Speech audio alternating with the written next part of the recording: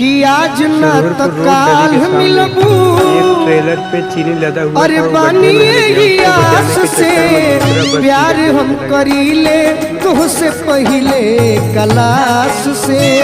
प्यार हम करीले तुझसे पहले कलाश से बाकी डर लागे तहरा बाबूजी के पास से बाकी डर लागे तहरा बाबूजी के पास से प्यार हम करीले उससे पहले कलाश से।